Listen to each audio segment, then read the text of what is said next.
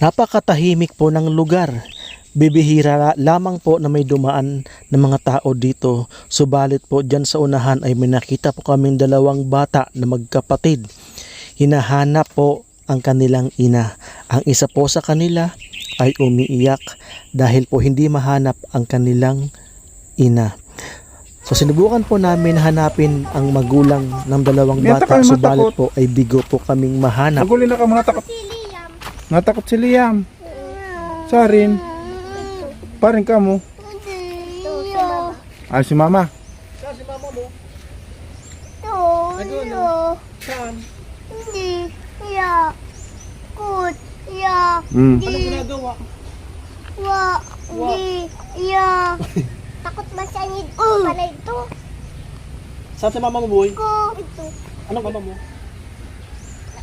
Pero pa lang.